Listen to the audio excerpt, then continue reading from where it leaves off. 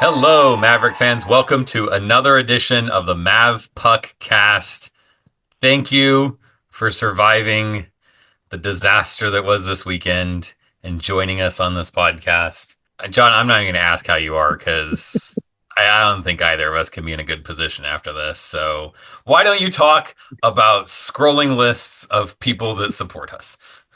Well, and I'll just say up front, it's one of those things where, as we've kind of alluded to, a lot of work goes into doing these episodes of the podcast because you want it to be entertaining and informative for the fans. And it's always hard when we're in periods like this because, the fans in some respects have kind of checked out and they become really cynical. There's a lot of group therapy going on online. And Jason and I, we made a commitment to show up every week. And so here we are. So we'll do our best to try to explain what's going on. But before we do that, as Jason alluded to, we would like to thank our founding members for their support of the Mavpuckcast this season. As I am talking, you are seeing a scroll of the names who have donated to support the Mavpuckcast and Mavpuck.com this season as founding members. You will also see their names at the end of each episode of the Mavpuckcast. Founding membership is closed for this season. So if you'd like to join, go to the join page on Mavpuck.com, become a free member, and then we will notify you when founding membership opens for next season. So you can get on that before the season starts. And in the meantime, if you'd like to support our efforts here, visit the donate page on Mavpuck.com, and we'd really appreciate your support. And maybe if you donate enough, Bridget will put you on that founding members scroll on the podcast, because we've had a couple of people who have who've done that over the last couple of weeks. And we really appreciate the support, Jason. We do. Every one of our fans, we're all in this together. So, and we appreciate the support of our sponsors this season. Our longtime sponsor. Yeah, and this first sponsor is one of our longtime sponsors. They've been here since the beginning of the season. Wahoo Distillery, Jason. They make some really cool whiskey products, and Jason has been consulting with them over the past couple of years now that you've been consulting with them. Yeah, helped out here and there, and it's just always nice to support people that you're friends with and that you like, and they're doing some pretty cool things out there in Wahoo, and so I was really happy to kind of lend my expertise and experience in marketing, and so. Really appreciate them taking a step out and saying, hey, they're going to come back and support us in this endeavor. And so if you'd like to support people that support the people that you support, then it's a great opportunity for you to kind of go out there and get a bottle. I got through last night thanks to their cinnamon whiskey, as you can see. So it is an elixir. It will make things feel good, even when they're as bad as the series in Miami. So I can kind of just speak to that, but it's a local product, local people. So you're really keeping your money here in the state and with the people that you are living around, your neighbors. So definitely head over to their website, wahoodistillery.com. We'll put a link in the description and grab a bottle, have it shipped to your house, or head out to Wahoo and pick it up for yourself. You can see what they got going on there. They've got some exciting stuff. So you haven't followed them on social. They've got a new endeavor. They're working on some new products. And so we'll continue to kind of tease what those are. But if you want to scroll through those pages, see if you can take a good guess at what's happening out there in Wahoo, I'm sure they would appreciate the banter. It's great to see that you consumed half of that bottle, Jason. I don't know. I think you should have restocked and maybe had a full bottle for this episode of the podcast, because we've got a lot of, tough things as hockey fans to talk about. And thankfully, these are first world problems, Jason, because, you and I don't get real high one way or the other about our teams. Well, at least I don't. I mean, Jason might. I'm not with him all the time. I don't know how he reacts. You weren't here this weekend. I know it was an interesting sports weekend for you, interesting sports weekend for us as Maverick hockey fans. And we went into this Miami series with a lot of a lot of hope and a lot of promise. I predicted a sweep, had an interesting series against St. Cloud last week. We got a split in that series. So I think we were hoping for more in this series going into Miami. So Friday night, Jason, Simon Lacozy was back in nets for the first time since getting injured at North Dakota on December 12th. You felt really good, honestly. Like going into that, when we saw him on the score sheet, you really felt like, man, this is just a huge lift for the team. They're going to be ready to go. The guys feel like they have their group back, and it's not to say anything bad about Cowan because he's been great in net for us, but Simon's a captain. And when he's not on the ice, it's a different team, it's a different locker room, and so I was really optimistic going into that. I remember sitting there thinking like, great, if they would have told me this beforehand, I would have picked something different when we did our picks last week because just you expect it to make a difference. It just Yeah. didn't. It didn't seem to matter. And Simon coming into this series was 7-0 in his career against the Miami Redhawks. So there was that. One other note before I jump in here, Miami hadn't given up a power play goal in the 4 games leading up to this series. First period, Friday. It was scoreless through 1, Jason. Yeah. Shots on goal in that period were in favor of Miami 9-6. Faceoffs were in favor of Miami 10-3. So like I said, 0-0 after 1, Jason. Yeah, and it looked like two teams that, are pretty evenly matched. And we talked about that kind of heading in when we talked about the standings last week, which was, this kind of bottom half of the NCHC seems to be fairly evenly matched. And so that's what we were seeing in the first period is, one team gets chances, the other pushes back, that team then, makes some mistakes and, puck goes the other way. And like it was a lot of that back and forth and back and forth and back and forth. And so, our ability to play in close games, I really thought that, UNO was going to find a way to get a goal in that second period. Yeah, and that second period was scoreless too. At the end of the second period, things were chippy. There were coincidental, unsportsmanlike conduct penalties. So it was 4-on-4 to end the second period. So we go into the third period. 57 seconds into the third period, Miami's Coach Adelic puts the Redhawks up 1-0. The Mavs got hung up at the blue line and couldn't get it up the ice. So it's 1-0 Miami early. And then 6 minutes into the third, Bradley Walker puts Miami up 2-0. UNO turned it over in their defensive zone. So it's 2-0 within the first 6 minutes, Jason. Ultimately what it comes down to is you got to limit turnovers. Turnovers are what kills us, especially for UNO. It's the early turnover. It's not like we're, turning it over at, our line in the offensive zone or in the offensive zone where we're, negating a cycle or something. It's the first pass out of the zone that's getting cut off. And like I've said it before, like it's almost like they just don't know what to do. They get the puck in our zone and they're just like, I don't know, just throw it down the ice. And so then you get someone jumping up and grabbing a puck down or a stick in the lane. And, it's not a lot of time to reset. They need to do a better job of getting out of the zone. And, they pushed back a little bit, but honestly, like their third period was the worst period Omaha had.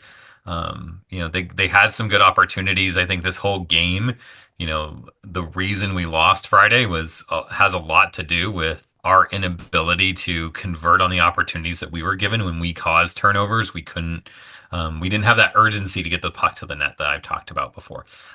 We weren't wanting to set up that shot, and we weren't wanting to go to the middle of the ice where we have better opportunities and stuff. And it just seemed like they were going through the motions and thought, oh, we'll be fine. We've got Simon back there, and we've been able to score before, so we'll come back and we'll be fine. And it's like you just need to see these guys take a little bit more urgency and responsibility in converting opportunities. When you've had a stretch like this that's been really difficult as a team, sometimes these things can start to get into your head a little bit. Miami's Blake Messenberg added an empty netter late, and Miami goes on to win the Friday game 3-0. Miami led the shots on goal in the game 25 to 19. So not a lot of looks on net for either team in that game, Jason. No, I mean, we're trying to come back and we only muster 4 shots in the third. Like, Yeah. that just can't happen, especially on a team that, our entire season we've said going in, we expected our defense to be, our bread and butter, and then that's where our power would lie, and the question marks were always where is the scoring from? And now it seems to be the opposite. It's like we can score goals, but we just can't defend. And then you get into a situation like this where you're clutching your sticks and you're looking for too many good opportunities instead of taking the simple play and shooting the puck. And it's not acceptable to get 4 shots on goal in a period, let alone a third period when you're trying to come back. So we go into the Saturday night game, hoping for a turnaround. Dawson Cowan was back in nets for the Saturday tilt. Senior defenseman Jacob Gavin was out with an injury. So it'll be interesting to see if we get a status update on him this week. So freshman defenseman Hunter McInnes gets his first game action of the regular season, Jason. First period Saturday night, Jason. 5:21 into the first. David Deputy, whose name we heard a lot this weekend, puts Miami up 1-0 on the power play. So it's 1-0 Miami early. And then just a short time later, 6:53 into the first, Doug Grimes puts Miami up 2-0. And this was one he was falling down as he was headed toward the nets. He stretched his stick out as he was falling, put the shot in, and you just have to wonder what was going through the guys' heads at that point. And then late in the first, Jason, 17:27 into the first, David Deputy gets his second goal of the game. It was a power play goal. So it's 3-0 Miami at the end of one, and Miami led in shots on goal 15-3 after that first period. Yeah, Omaha they had nothing coming into Saturday. And you really like you gotta fight back. Like have some swagger, get some or go earn some respect. Like, but they just didn't. I think the early power play, it was just one of those like ticky tack kind of slashing calls. And is it a slash? Yes, but Friday night, I mean, you let a million of those things go and you didn't bother calling any of those. And so now you're having to deal with inconsistent refs. And the guys just are clearly like, well, we're not in it. Like, we're not going to win this game. What do we have? 3 or 4 shots or something in that? Like, I don't care when it is a game. Like this, your defense isn't good enough to win you a game.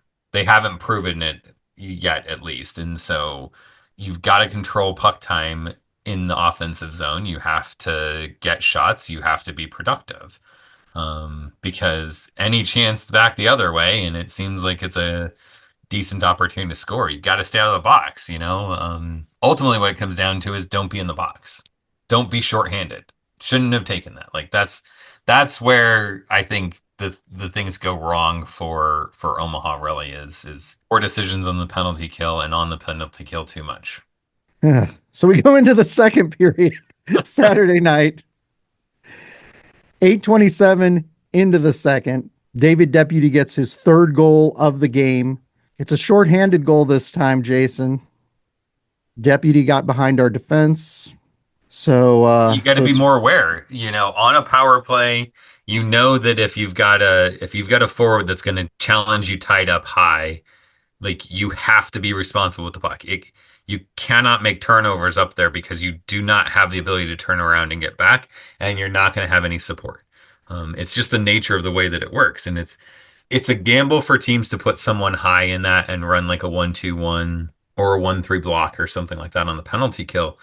You have to have a forward that's a really good skater and to do that. And so like the fact that Miami put Deputy in that position tells me that if he gets a puck like that, it's probably a goal. And so we have to be better about the smarter plays on those opportunities on that in that position in any position. Like know that your better opportunity is down the boards high versus down the boards low. Know that you shouldn't go across the middle. There's not a seam pass available to you. Like it's all these things that like system wise, they just don't seem to know. If they don't see it or if they see something that's not actually there, they don't seem to know what gambles to take and what gambles not to take.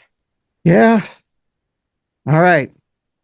A little over 2 minutes later, after the deputy shorthanded goal, 10:32 into the second, Sean Chagall puts the Mavs on the board. So it's 4-1, Miami after two. So then we go into the third period. And 159 into the third, Miles Hillman makes it 4-2. So it's 4-2 at that point early. Being optimistic, you're thinking it's a 2 goal differential now. Maybe the Mavs are going to kick into gear, narrow this thing, tie it up. I was thinking it could happen, Jason. It's Again, I'm doable. This team's shown that they can score those kinds of goals and come back from that. So, you know, I don't disagree with your optimism there because we've been able to do it before. So you're thinking, yeah, maybe they can do it again. Find a way to earn that split. yeah, but 18 seconds later, Miami's John Emmons makes it 5-2. And we were done then. Like once that happened, it was clear from the way Omaha played that you're going to make a valiant effort of this, but you're not winning this game. The Red Hawks add another goal late. They go on to win the game 6-2.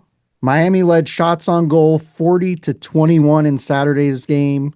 So Miami gets the sweep, and this is Miami's first conference sweep since February 11th and 12th, 2022, which also came against UNO. So there's that.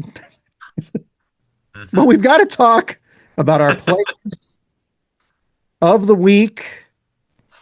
This is a tough one. With the way this series goes, we weren't sure. We're like, do we do players of the week this week? But Bridget told us we had to do it. Or We're she was being gonna forced to do this. Yeah, or she was gonna take the podcast away from us. This is the kind of iron fist that she rules with. All right. All So the Jason, listeners just be aware that we're picking people because we're forced to, is what John's saying. yeah, we're under duress here. We're really not. We love these guys. Um, but Jason, who's your player of the week for the series out at Miami? When I said like I'm really gonna have to start picking guys not on what's on the score sheet, but like really looking at effort because it seemed like we had an effort problem. People just were not committed to it. I didn't realize that like we'd be in a situation where there's literally no one on the there is no easy pick here Yeah. to leave you with. So I honestly like it was really hard because it's like this guy played 4 good periods of hockey and 2 really bad periods of hockey. That guy played did good hockey every period, but it wasn't really anything great. And so like I struggled. I struggled really, really hard with this.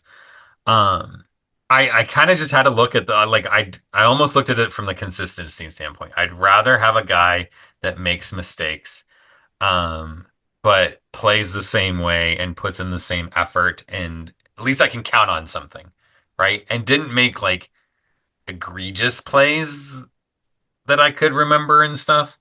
And like that at least got me down to two, but I'm still really struggling with those two. Like even now, I'm just like, oh, um, I think I've got to go to like shot metrics now because like we have no possession metrics. Like there's almost none to exist to talk about. So we can't go to that.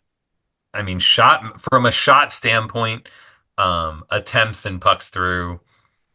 Aiden De La Gorgendier was our our best player, a defenseman, which is something that is really hard to say when defensemen are.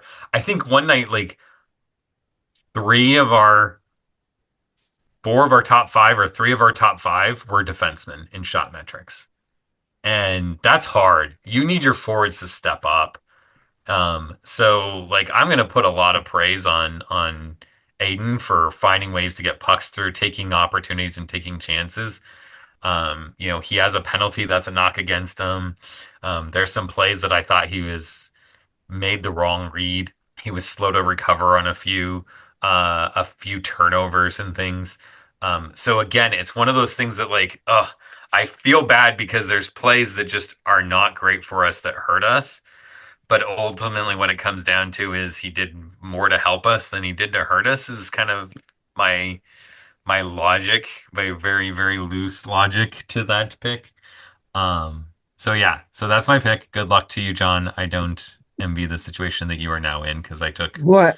Yeah, I'll tell you what. I thought Jason was going to be. So I decided to go to the next metric, and then I decided to look at the player's GPA and what they were majoring in to determine my pick this week. So I think Jason just wanted to say the name Aiden Delagorjandier, who has 2 goals and 5 assists this season. Della was a Della was a defenseman early on that I was excited about, still was excited about. Yeah, this was a tough one. I think this was a tough choice to make all around. I'm going to go with sophomore forward Miles Hillman, who had 1 goal and 1 assist in Saturday's game. He has 4 goals and 3 assists this season. And Hillman is one of those, kind of guys that I look at to be sort of one of those foundational players that we talk about. And yeah, this was a tough series to talk about.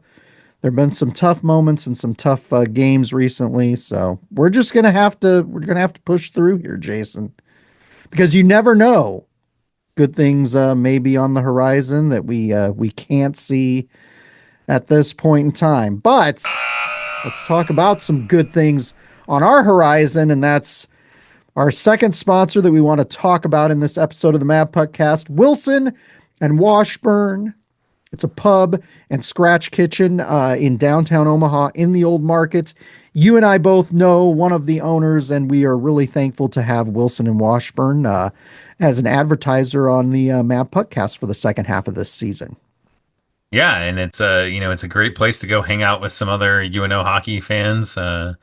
Get a good bite to eat. Charred buff wings, the pulled pork sandwich. We talked last week about their fish and chips. So I think you and I probably need to make a trip out there and, sample some more of the menu that's out there. And, while you're there, also, you're not a beer drinker, but I'll sample some of the craft brews that they have on tap there. And we'll have to report back to the fans about some new things there. But it's always fresh, really good food, plenty to drink there, a good place just to kind of hang out. It's a really good vibe too. So if you're looking at just one of those nice places to go grab a bite to eat, hang out, Wilson and Washburn at 1407 Harney Street is your place to eat. Yeah, lots of specials that they run. So be sure and follow them on Facebook because they'll post some of the unique food items that they introduce for a limited time throughout the year. So yeah, definitely check them out, and you can learn more at wilsonandwashburn.com. But Jason, it's that time again for the Mavpuck.com weekly top 20 for the week of January 19th. I got to tell you, the way this season has gone, I'm so glad we decided to have you do your top 20 every week because it gives us something. It's kind of fun here to talk about because we're certainly not talking about our team being in the top 20, Jason. I don't know that that's in the cards this year. I don't know. Well, we'll see. We'll see. There's still 10 games left. Who knows what's going to happen? Number 20, Jason, Arizona State. Number 19, Boston University. Number 18, Princeton. Number 17, Yukon. Number 16, Maine. Number 15, Northeastern. Number 14, Boston College. Number 13, Providence. Number 12, Cornell. Number 11, Minnesota State Mankato. Number 10, Dartmouth. Number 9, Denver. Just had a big series up at Ralph Engelstad Arena against North Dakota. I watched some of that series this weekend. Number 8, Wisconsin. Number 7, Quinnipiac. Number 6, Minnesota Duluth. They had an entertaining series at St. Cloud this last weekend. A good back and forth series there. Number 5, Penn State. Number 4, Western Michigan. Number 3, North Dakota.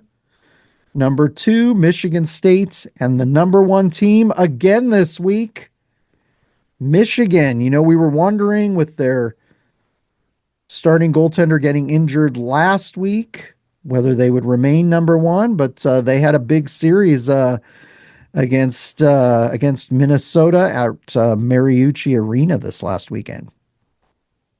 Yeah, and they played well.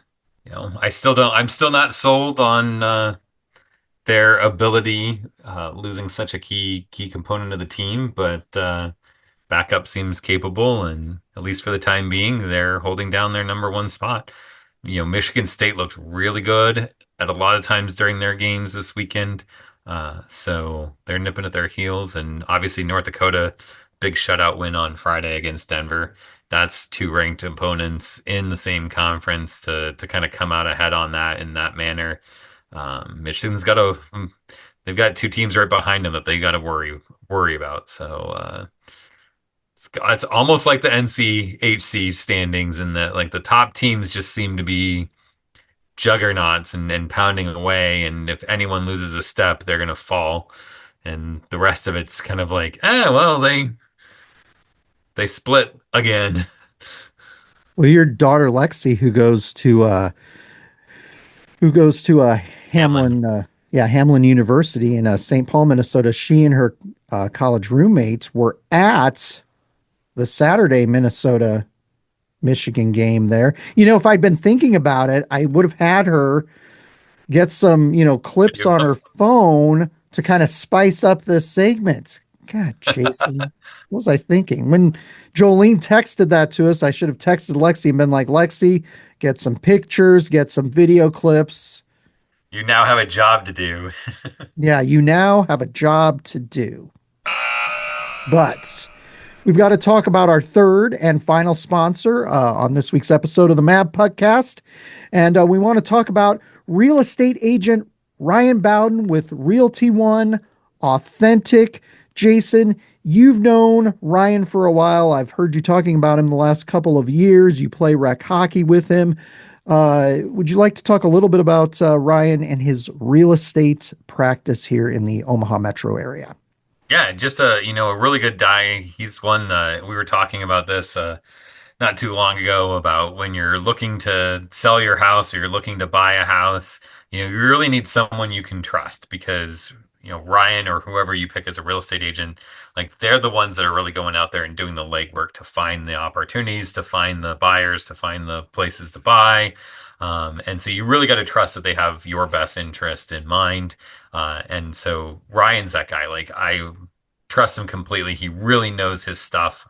And he's a local guy. So you're not dealing with some, large corporate media, corporate agent guy. This is a local office. It's full of local people. So a small team that does really hyper targeted great work.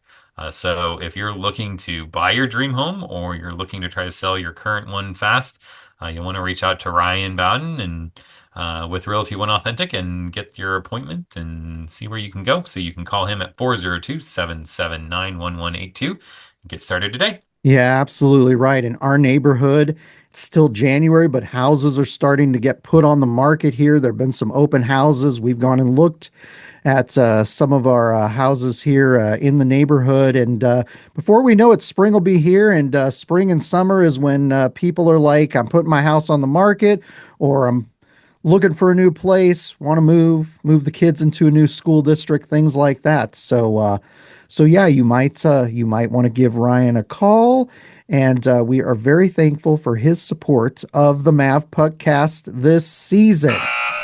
Jason, we've got to talk about some more standings. Let's talk about the NCHC.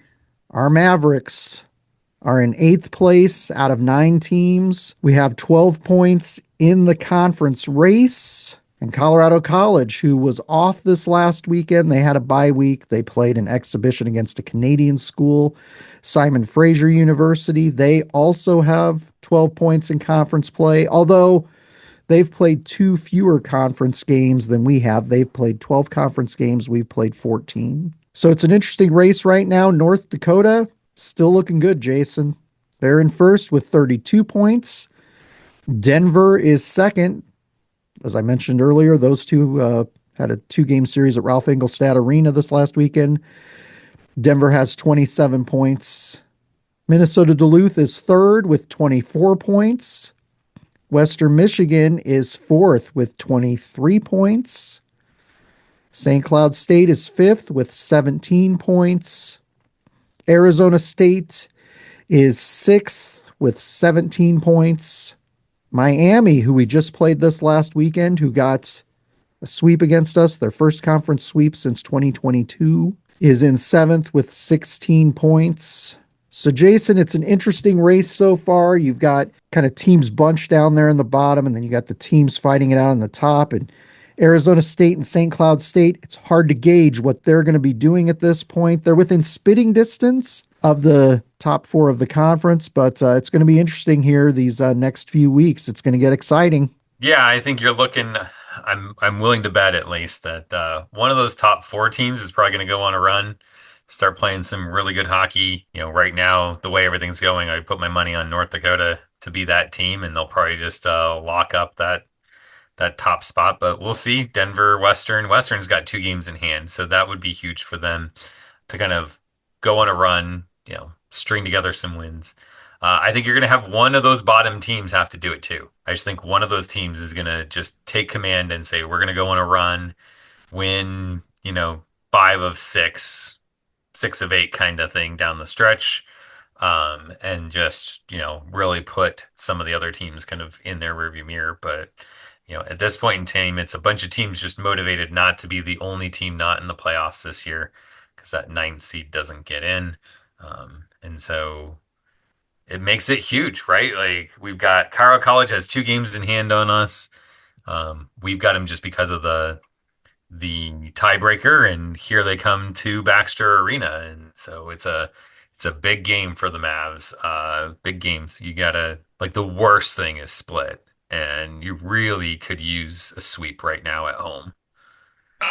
But as we mentioned, Colorado College travels to Omaha for a two-game series January 23rd, 24th at Baxter Arena. The Mavs and Tigers last met Halloween weekend in Colorado Springs, where the Mavs swept Colorado College. That was a great weekend to be there, Jason. I bet it was. Yeah, Bridget and I enjoyed it. Brent Bean and Alexis and their daughter Kenzie were there. We had a good time. There were a number of Mav fans there that weekend. The Mavs have not lost a game to Colorado College in their last four meetings. CC is 9-10-3 overall. They are 3-6-3 in NCHC play. They are 5-7 at home at Ed Robeson Arena in Colorado Springs, and they are 4-3-3 on the road this season. CC is led by fifth-year head coach Chris Mayotte. He is 70-87-12. It's such an interesting series coming in because when we swept them back on October 31st and November 1st, we had a very different impression of where our Mavs were going at that point. We'd gotten a couple of good splits against Mankato and UMass, and then we get that sweep against Colorado College. We're 4-2 at that point. We're thinking the team is getting off to a good start.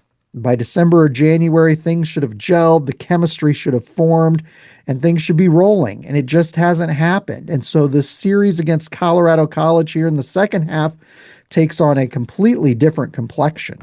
Yeah, like I said, some team's going to step up and say we're going to go on a run, and this is a good opportunity at home against a team that you're fighting for a position with, for our guys to step up and say we can be that team. And I think a lot of it's going to come down to desire. Do our guys want it more than their guys want it? Yeah, I think you're right. Some players to watch. I will say that the injury bug has hit CC. Sophomore forward Owen Beckner leads the team in points with 6 goals and 10 assists. Sophomore forward Gavin Lindberg is second on the team in points with 6 goals and 9 assists. Junior forward Brett Link has 5 goals and 9 assists. Junior forward Claude Weinberg is fourth on the team in points with 6 goals and 5 assists, but he hasn't gotten on the score sheet since November 28th. On the blue line, sophomore defenseman Fisher Scott has 1 goal and 6 assists. And paired with him on the blue line is freshman defenseman Mats Lindgren, who has 2 goals and 2 assists. So those two have been stalwarts on the blue line, a couple of good looking recruits for them. And as you mentioned, defensively, that seems to be this team's strength. And in net, senior goalie Caden Mbarico has a 2.57 goals against average and a .910 save percentage. But Jason, I've got to ask, what's your prediction here? Do you think the Mavs will get swept? Do you think they'll split against CC? Or do you think they'll sweep the Tigers this upcoming weekend at Baxter Arena? I think the optimistic prediction for me is that we split with them. I don't know. I need to see the guys kind of step up. They really have to use the Miami losses as a little bit of a motivation of you know, we have to prove that it's a fluke. We have to play better, and if they do, then sweep is certainly possible. We've shown we can do it against them before. If not, then it'll be the same going through the motion stuff that we've seen the last couple weeks. Yeah, I think this team really has to be committed to the defensive game. I think they've got to be committed to limiting their opponents' shots on goal. And this is important because in conference play, we have given up the most goals so far this season. And overall, when comparing us to the other 8 teams that are in the NCHC, we have given up the most goals. In 24 games, we've given up 86 goals. So we're giving up an average of 3.58 goals per game. And you're just not going to be able to win very many games doing that. You're going to need a high powered offense to do that. And that's just tough to do in general. And it's tough to do, especially in the second half stretch against NCHC competition, because as we get closer and closer to the postseason, the games tend to become more and more defensive. So they've got to be committed to doing that, and they've got to, figure something out between now and this upcoming weekend. Like you, I'm going to give what I think you and I both at this juncture think is the optimistic pick. I'm going to say we split this weekend. Jason, Friday and Saturday's games will be at 7 p.m. Central at Baxter Arena. So we hope to see you all there. The team could really use your support. Yeah, If you're not definitely. going and you are in Omaha, you can listen to the games on 1290 Coil or online anywhere on the Varsity Network app. Mike Valancourt and Terry Leahy will have the call. Both games will be streaming on NCHC TV. And be sure to follow Mavpuck on Facebook, Twitter, Instagram, and all of our social channels to stay up to date. But until next time, Jason, go Mavs. Go Mavs.